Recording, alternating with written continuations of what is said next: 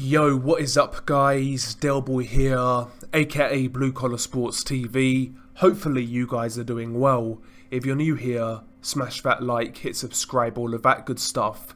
So, fingers crossed, it's looking like the George Kambosos saga is coming towards the end. In the last 24 hours, it's emerged that Vasyl Lomachenko is in pole position to land that fight, and likely it will take place at the Marvel Stadium in Melbourne, Australia.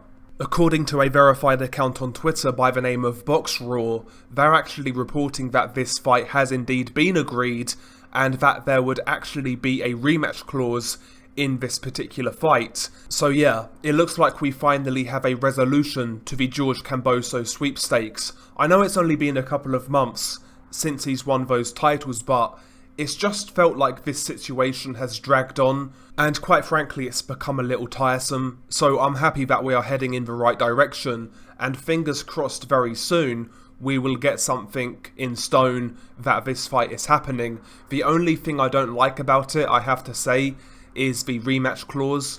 I'm not a big fan of rematch clauses at the best of times, but you know, like I said in my previous video regarding George Kambosos, he is in pole position right now, and to get that fight, you might need to jump through a few hoops, whether that be financially or just contractually to some degree.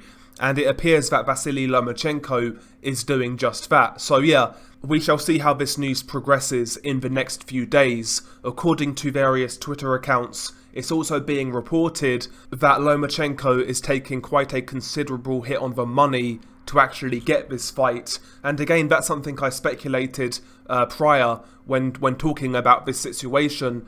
You know, whoever gets this fight is going to need to jump through hoops, either overpay George Kambosos or bite the bullet and take the shit end of the stick, you know?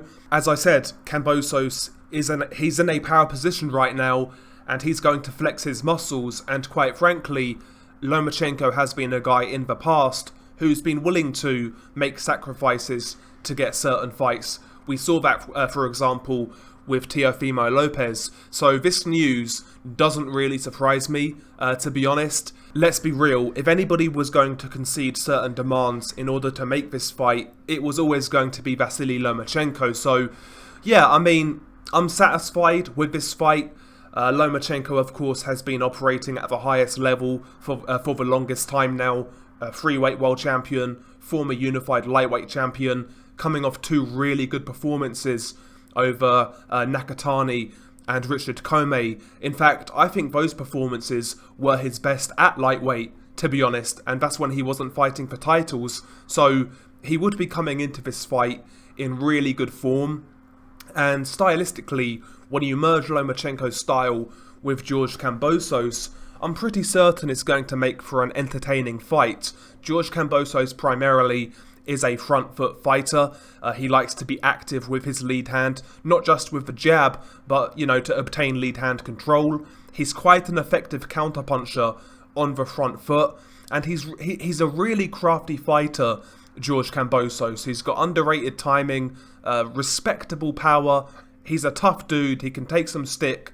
So, and in Australia, I'm sure he's going to be hard to beat. There's going to be 50,000 Australians cheering for Kambosos, you know, and that's going to spur him on to potentially perform at an even higher level. So yeah, I mean, I like this fight in principle.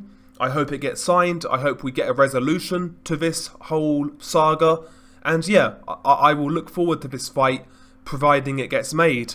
Obviously, off the jump, I do favour Lomachenko, but you know, when you're fighting away from home, there's always risks that come with that. So yeah, in order to win this fight, Lomachenko needs to put on a resounding performance, which leaves no questions, essentially. And, you know, he's got the talent to do that. He's got the ability to do that. So we shall see. And yeah, again, the only thing I don't really like about this, well, according to the reports that I've read, is the potential rematch clause. I get it, Kambosos, he's the champion. He doesn't have any mandatory obligations. That's his right. But, you know, I'm just not a big fan of rematch clauses. If this fight goes the way I think it's going to go, then a rematch wouldn't really make much sense. But yeah, I could be wrong. Maybe this fight is a fight of the year contender. Lomachenko wins by a split decision. And yeah, in that scenario, I'm sure that people would ask for the rematch. But honestly, I don't really think that's going to happen. I would expect Lomachenko to win this fight relatively comfortably. But we shall see, you know. Maybe Kambosos finds another level. Now he's the champion. Maybe his self-belief has gone to that next level. Again, he's got the hometown crowd cheering for him. So maybe we see an even better Kambosos in this fight with Lomachenko. Honestly, the more I think about it, the more excited I get. So yeah, I mean, that's the news. It's looking like Lomachenko is getting this Kambosos fight. Regardless, whoever gets this fight, there was always going to be tears amongst, you know, the Twitter mob and certain people in the boxing community. But, you know, this, again, like I said earlier in a previous video, this, in order to get the Kambosos fight, it's gonna go to the guy who jumps through the most hoops or who offers him the most attractive deal. It's just that simple. So, yeah, what can you say? I just don't really want to see Devin Haney fans crying on Twitter about him potentially not getting this fight. Honestly, if I was Devin Haney, I would seriously consider my position in regards to working with DAZN and Eddie Hearn. Eddie Hearn right now, he seems to be fumbling the big fights. Obviously, he lost the purse bid for Fury and Dillian Whyte. It's looking like he's lost the Haney-Kambosos fight.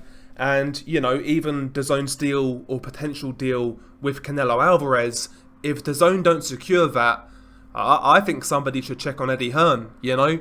But it is what it is. Yeah, but in all seriousness, if I was Devin Haney, I would explore my options at this point in time, because he's not going to get the Ryan Garcia fight on DAZN. So really, what else is there? I mean, going to 140, that's a top rank run division.